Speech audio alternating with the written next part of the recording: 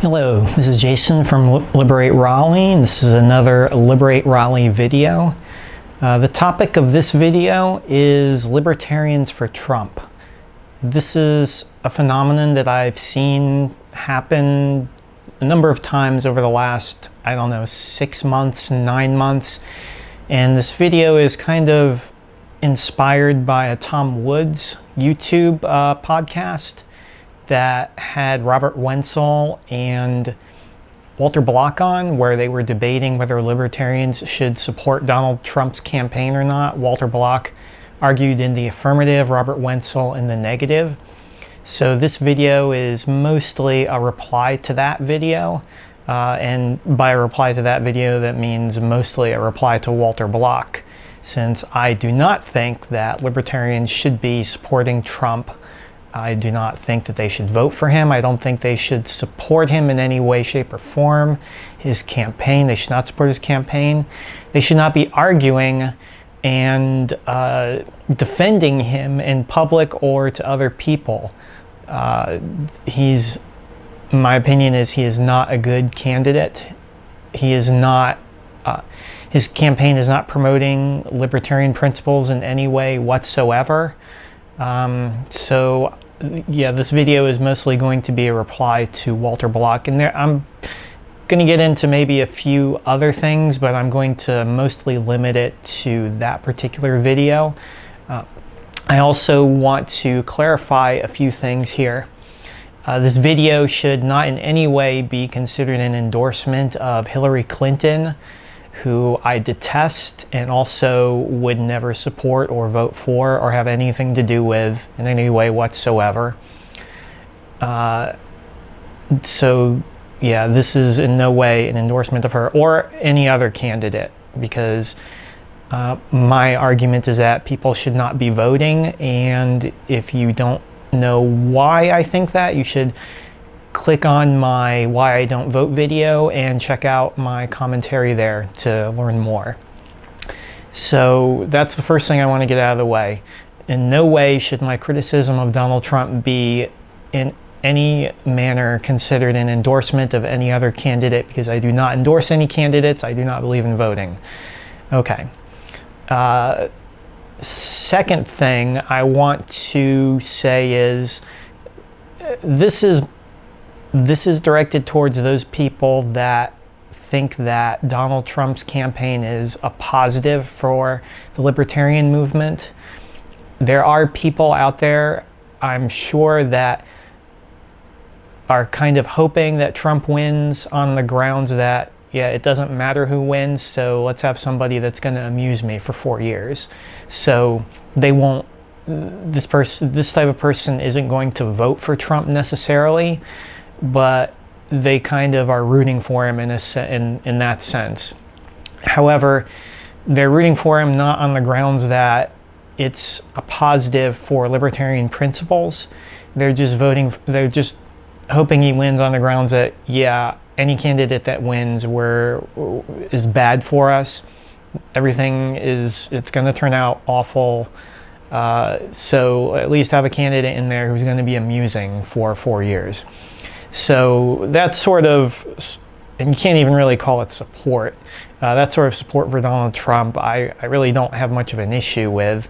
I find a lot of what he says amusing in some sense. And I think that, yeah, I would agree with this type of person and say that, yeah, if he actually became president, he would be comedy gold for 4 years. It would be, yeah, the comedy industry would have a field day with him. So I can't argue with that. But if you do think that Trump and his campaign is positive and that we should support it, or that anyone should support it, then this video is directed at you.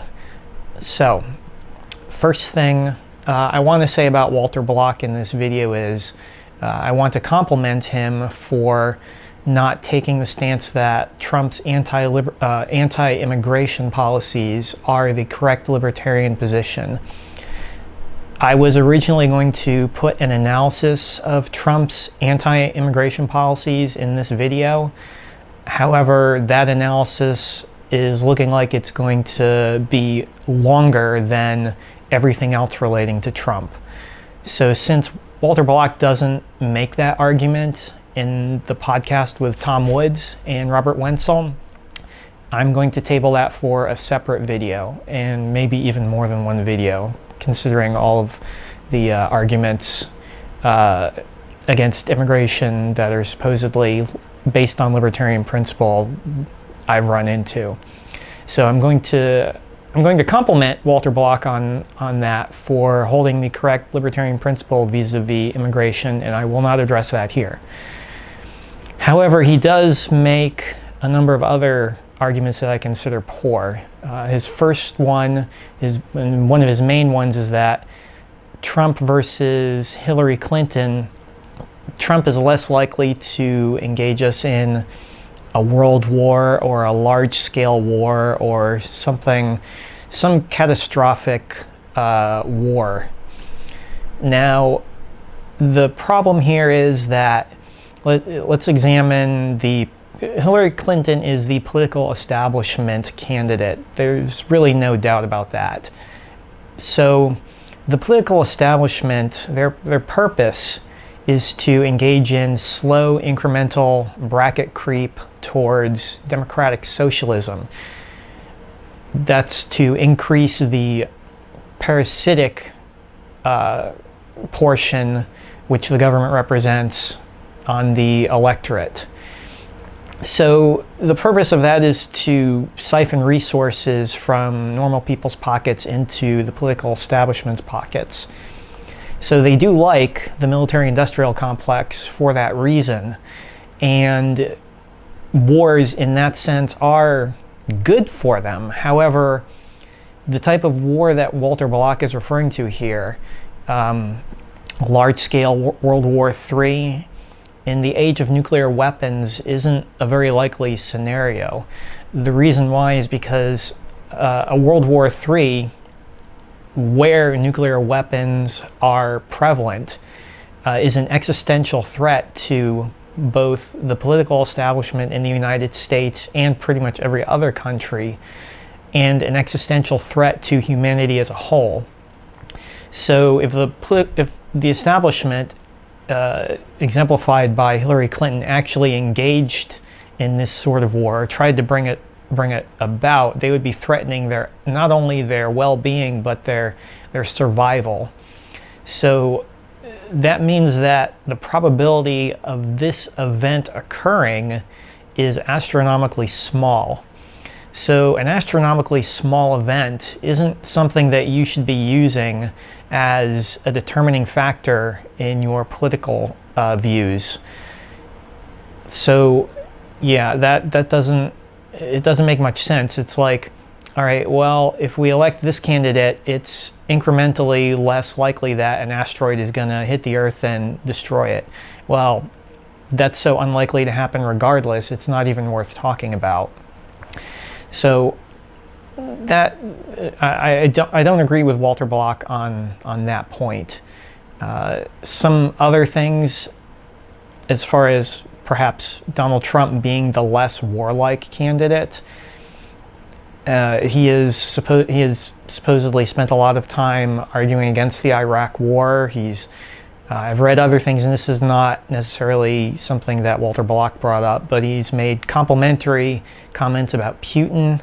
He has criticized the Saudi Arabia government and our presence, our influence in that country. However, the issue here is that Trump does not oppose these things from the principle of being anti-war or anti-U.S. foreign policy, or that U.S. foreign policy has been immoral or flat-out criminal for many decades.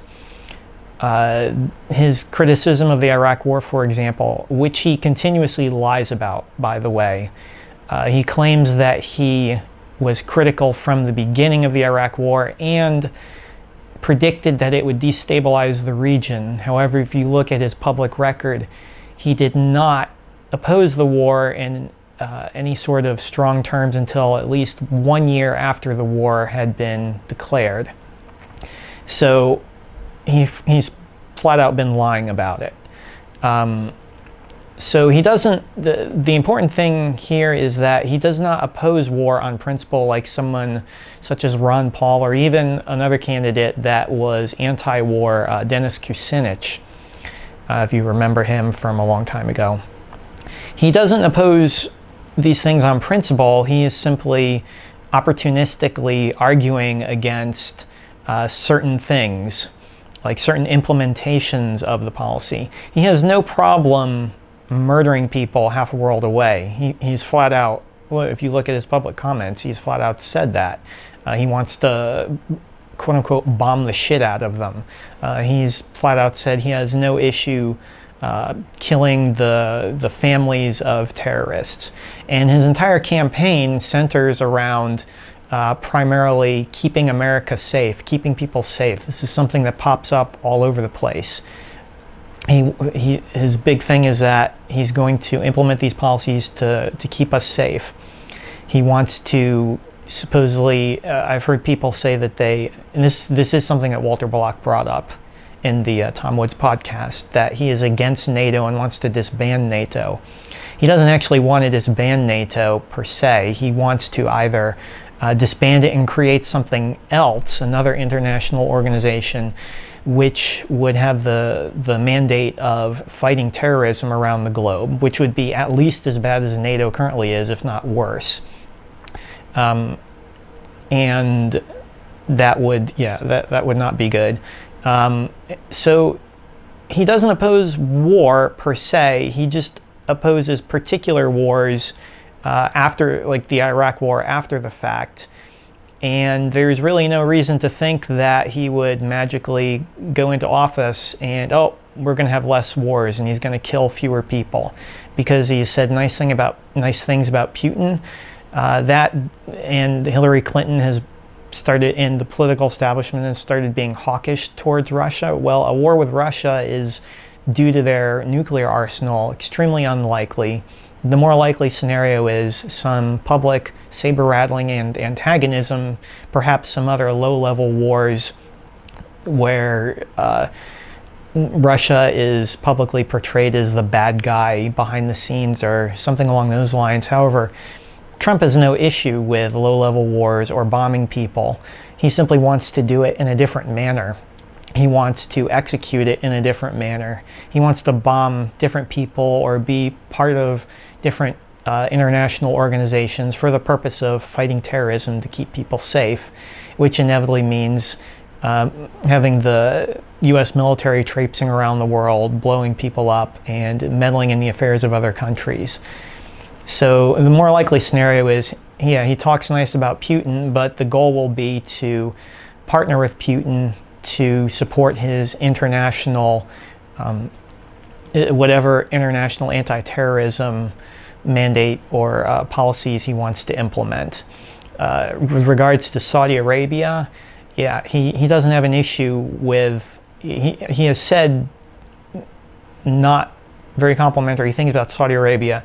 However, the reason why he's being critical isn't that he opposes the U.S.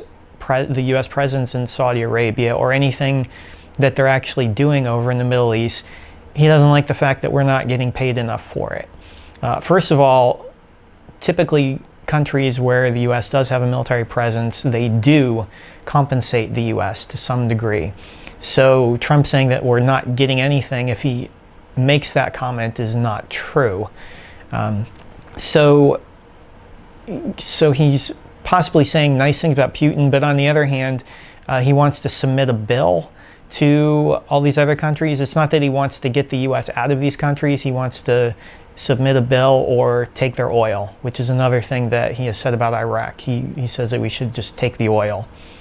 That's great. He thinks that, after we bomb the country and a whole lot of people are now dead and the country, Iraq, is now a cinder, that to top it all off, the U.S. should just take the oil. So his problem is not what actually happened, it's that the U.S. government wasn't compensated. So that most likely is just going to lead towards more antagonistic relations with supposed U.S. allies. So when you look at, when you don't just look at certain things Trump says in isolation and look at the overall, the whole package, you look at everything he's saying and take these comments within the context of he wants to engage in a global fight against terrorism to keep Americans safe, and that's his goal. There's no reason to believe that that will result in reduced warfare relative to Hillary Clinton. Yes, Hillary Clinton is awful. She's going to engage in these wars. We know the political establishment. We know what they're up to. We know the sort of things that they do. It's going to be bad. I agree with that. But to say that Trump will be better because here and there he has been critical of certain foreign policy adventures, while at the same time he has the overarching theme of bombing the shit out of people and killing their families if they are terrorists, family members of terrorists, that really does not strike me as a convincing argument that Trump will be less warlike. So on those grounds, I disagree with Walter Block on that first point that he makes. So there is the first thing was, as far as Walter Block brought up was, and this is something that other people have brought up, was Trump would be a less warlike candidate, which I don't agree with, and I've already addressed that. Another thing that people, and the things that Walter Block brings up are not exclusive to him. I hear a number of other people make them, so I'm not just addressing Walter Block when I make these comments. Another thing he says is that Trump is a better candidate just overall. This, and he brings up certain positions he may hold, like maybe he wants to cut taxes or something along those lines, which I'm going to address the tax cutting a little bit later. Trump's supposed fiscal conservatism, or relative fiscal conservatism. It's not nearly as clear cut as it is made out to be. It's at best hair splitting when you look at Trump's entire look at all of his positions. There may be some areas where he is marginally better than, say, Hillary Clinton or just in general the political establishment. But there's also some areas where he would be definitively worse. These include things like his trade policies, eminent domain. He's been open to raising the minimum wage. He's been back and forth on health care over his career, so who knows what he's going to do there. He's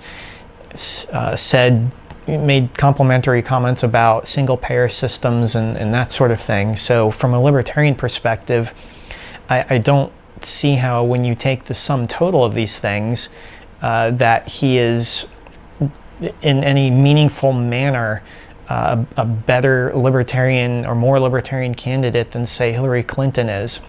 I mean, if you just look at his anti-trade policies, that is atrocious. I mean, if you're opposed to the incremental bracket creep towards democratic socialism that Hillary Clinton represents, then how is that necessarily better than the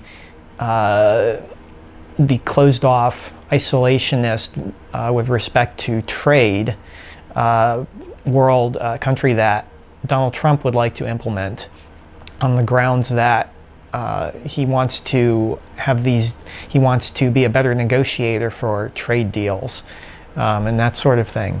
So I don't see how the sum total brings Trump to a definitively better libertarian position overall than, say, someone like Hillary Clinton is. So my opinion here is that this is at best hair splitting.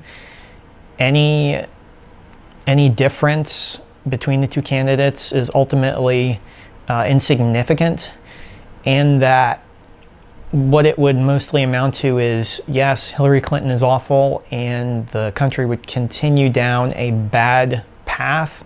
Trump may alter that path somewhat. However, he would not alter that path in a positive manner.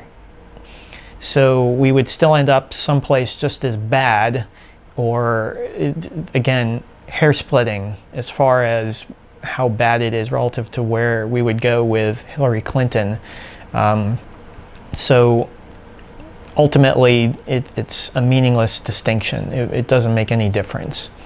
So on those grounds, I again have to disagree with Walter Block and other libertarians that think that Trump holds more libertarian positions overall than Clinton does, or any other candidate.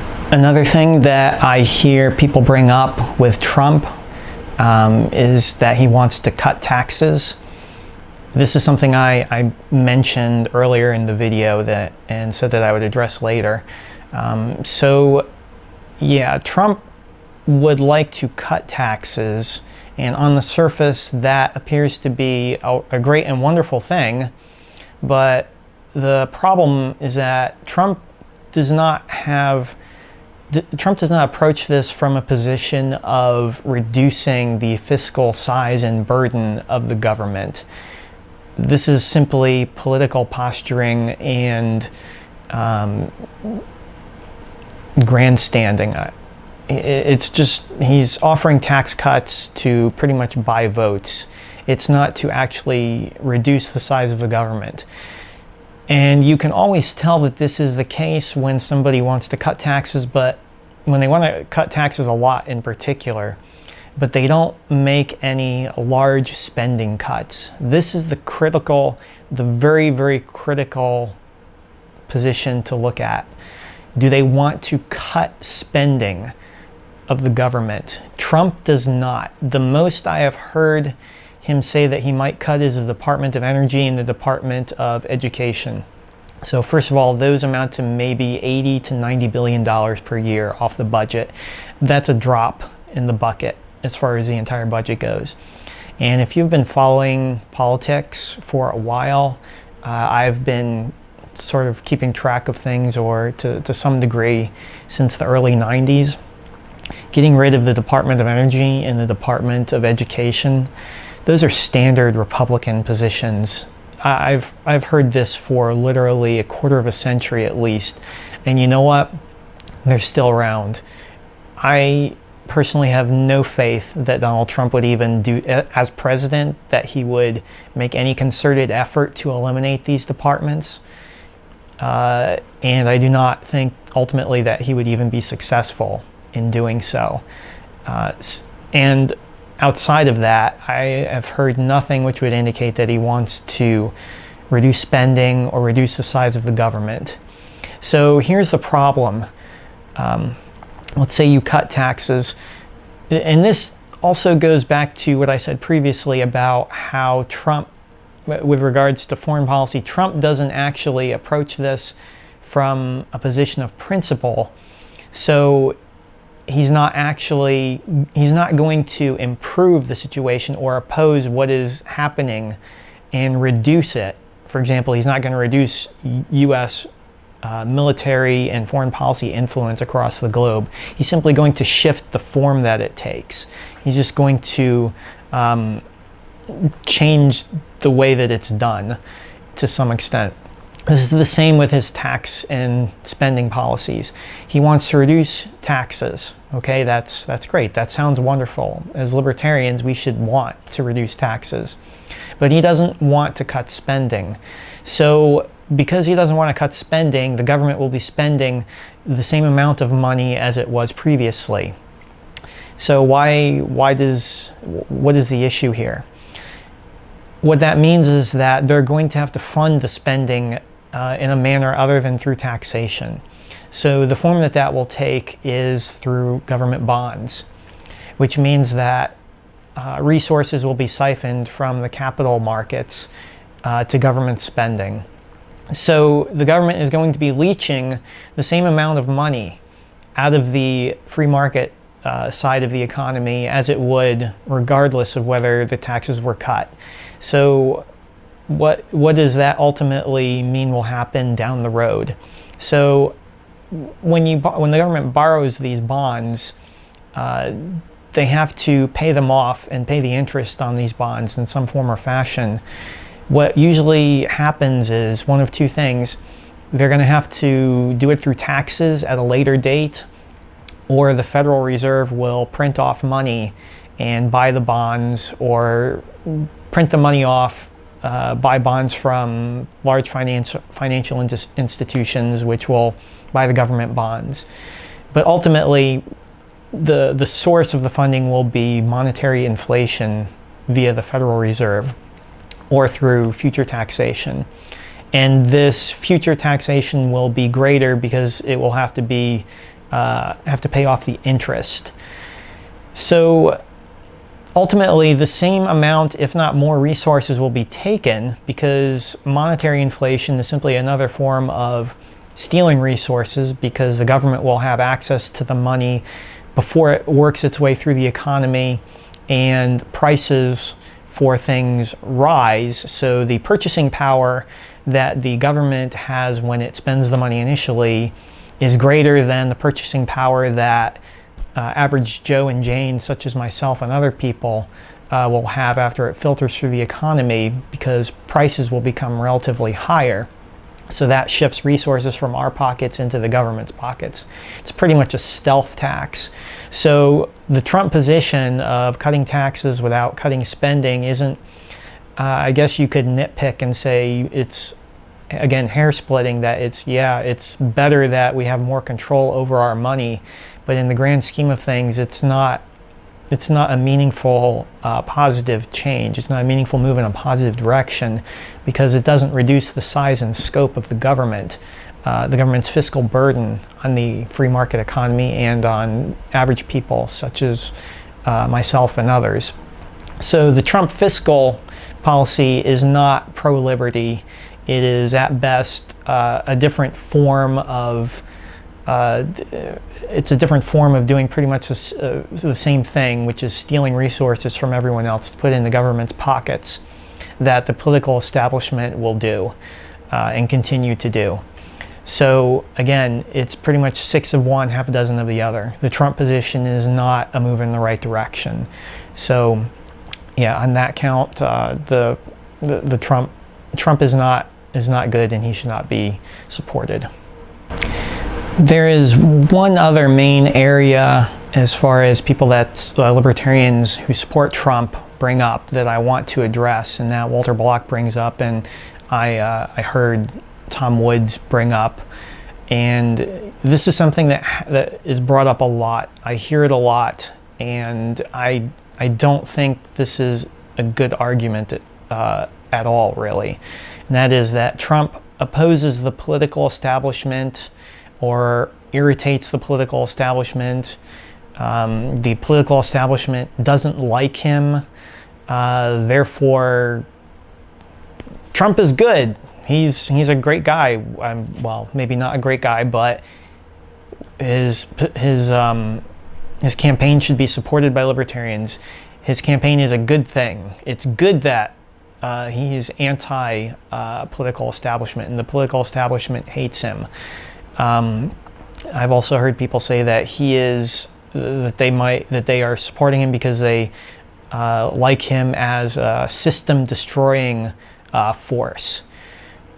And pretty much what it boils down to is Trump. They see Trump as an outsider who is coming in to oppose the establishment or destroy it in some aspect, and this is why libertarians should support him, because libertarians oppose the establishment. Enemy of my enemy is my friend, that sort of thing. So where do I even begin with this? Okay, so here's where I'm going to start. And I think that this is so important, I'm going to say it twice. The mere fact that Trump opposes the political establishment, or that he irritates them and they oppose him, in and of itself is worthless. I'm going to say this again because it is this important.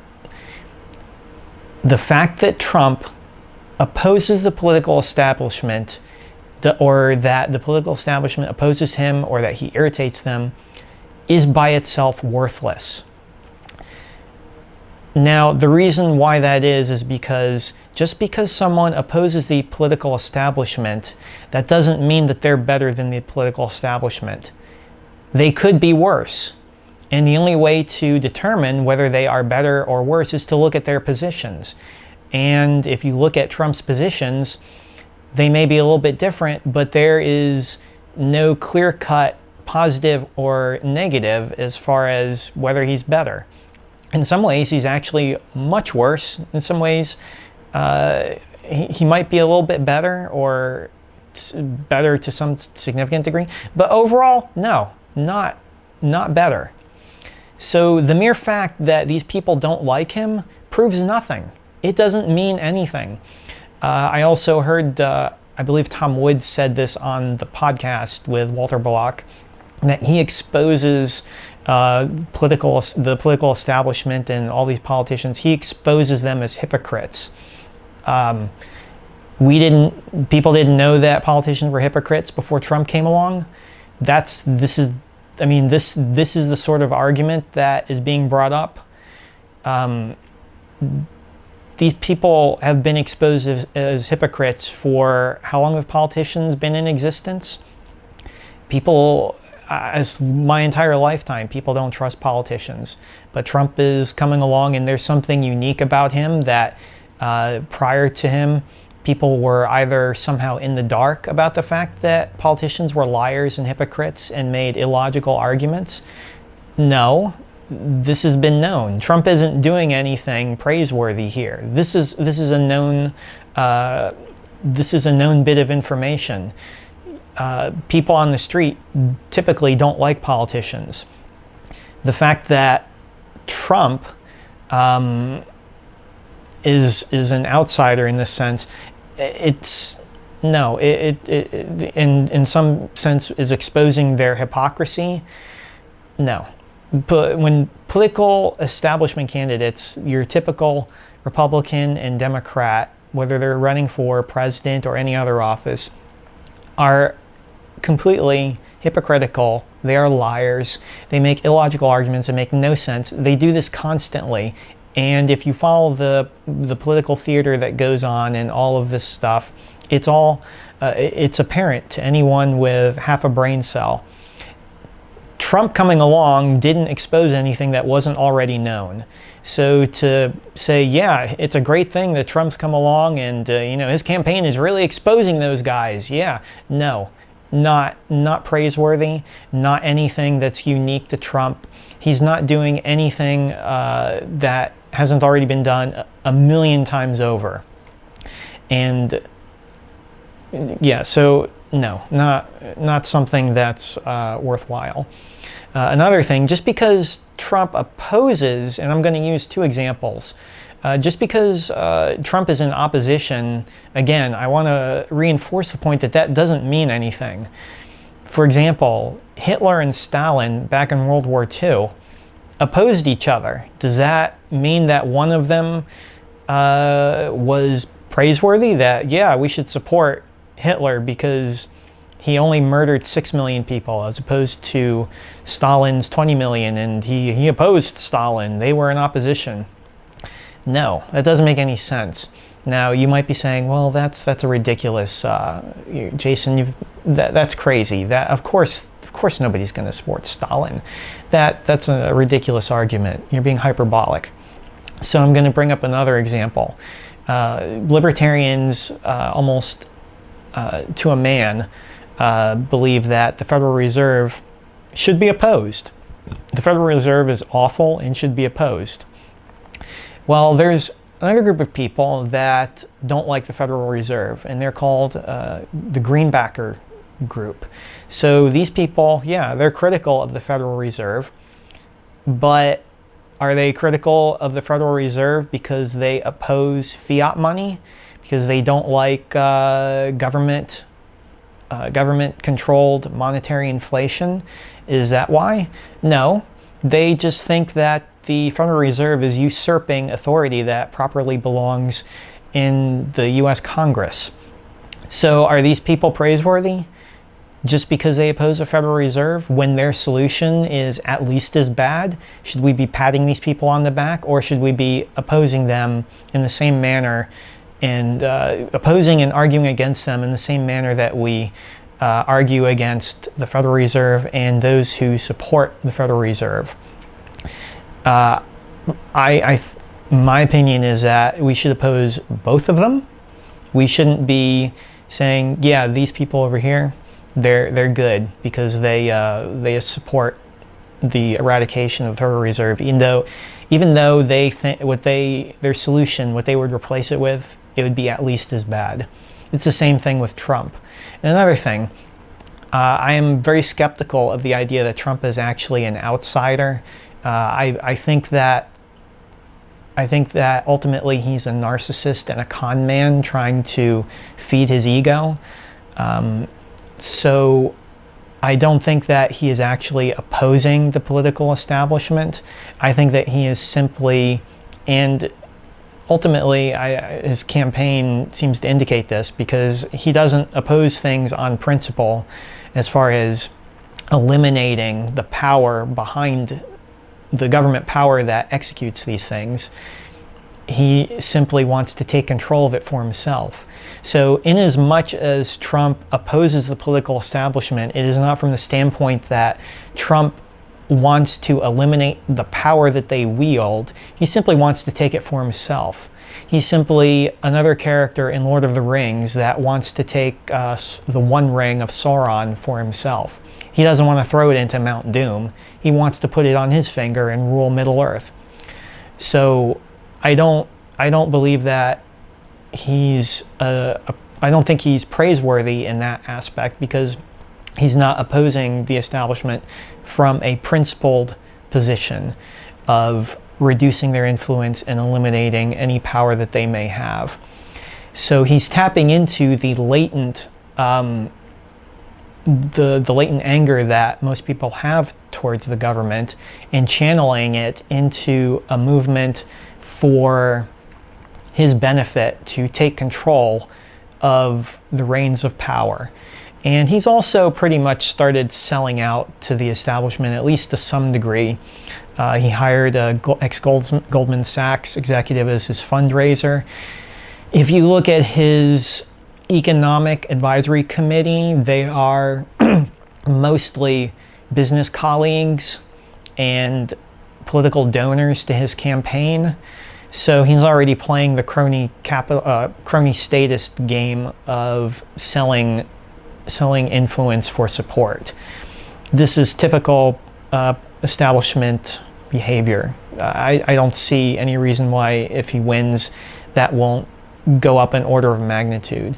So the bottom line is, I don't see how Trump is opposing the establishment on principle grounds. I know I've said this a bazillion times in this video, but it really bears repeating.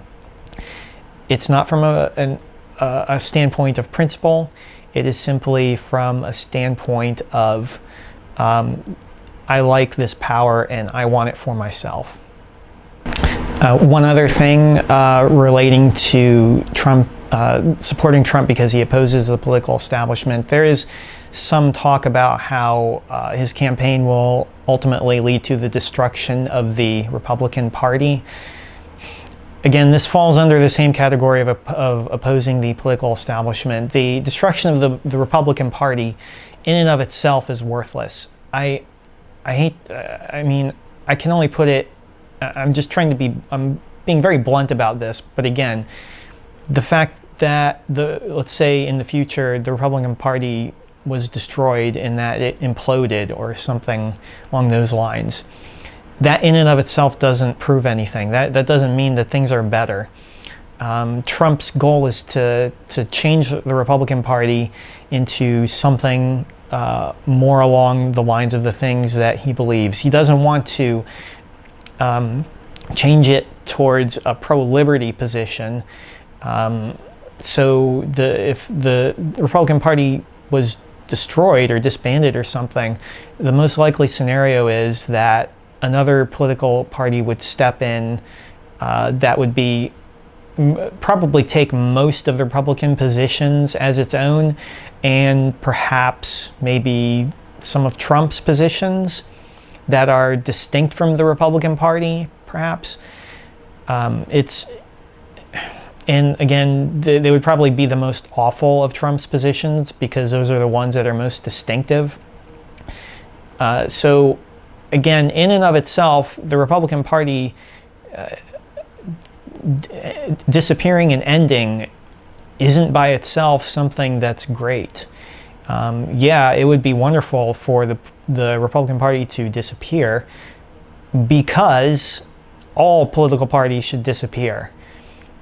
Not because there's anything distinctively awful about the Republican Party relative to, say, the Democratic Party. So again, this falls under the category of opposing the political establishment or hoping that the political establishment is destroyed or something along those lines. It doesn't necessarily mean that what we get afterwards is going to be better. And with Trump, again, if you look at his positions and you look at the rhetoric that he uses, and you get an overall sense of what he would want to bring about should he be elected, most likely Trump's America would be as bad, potentially worse. I'm not sure why people think it would be better. I mean, just looking at the positions themselves, I think a lot of this has to do with the fact that a lot of what Trump says can be vague. And if you look over his history, he can sometimes contradict himself. He can hold one position in the past and then maybe be critical of that position later. Also, Trump has never held political office, so he doesn't have a long track record that people can take apart and get a sense of what his standpoint is. So it's almost like people are projecting their hopes onto Trump because his record is a much greater blank slate than, say, a career politician such as Hillary Clinton. But again, this doesn't mean anything. This is not useful information to say, because at the bottom line is, because he is a blank slate vis-a-vis his political career, doesn't prove that he would be better than another candidate. Especially when, again, if you look at his actual positions, you look at his rhetoric, there's nothing to indicate that he would be. He would probably be just as bad. I mean, it just doesn't follow. It's illogical. So I think there's a lot of wishful thinking with regard to Donald Trump for some libertarians, and I see this also with, and I'm going to use a sports analogy. I see this also with when people's favorite team, sports team, fires a coach, and they're looking at potential coaches to hire. There's a general tendency to support the younger candidate with the smaller track record on the grounds that they have a higher ceiling. But the probability that someone would reach that high level is very small, regardless of whether they have a short or a long track record to look at. Yeah, there might be less variance in the future with the person with a longer track record because you have more information, like with regard to a coach. But most of what the support for like a younger, less experienced coach comes from is mostly just wishful thinking. It's easy to project your hopes and dreams onto someone like that. And so it seems to me with Trump, where if you can pick out a few things that he says and a few positions that he has that appear to be positive, but if you look at his overall standpoint and what appears to be his overall position with regard to the government and what he wants to do with it, it's not better than, say, a political establishment candidate would be. So, but because he doesn't have a voting record and he doesn't have the track record of looking at a bunch of going through a bunch of election cycles where he's had to elucidate, extrapolate on his positions and explain them more fully, it's easy to fall into the trap of simply projecting what you hope onto him. So I think that has a lot to do with it. But again, this is mostly my personal speculation. But I think it's appropriate to bring this to explain my opinion here. So that's pretty much what I wanted to cover with regard to Trump. I hope that this video brings my opinion and my position into light. I hope it was easy to follow. With Trump, there's always so much more going on, and as much as I hope that I covered in this video, there's probably other things that I missed. I don't think anything will change too much between now and the election, so I don't think I'll be doing another video on Trump.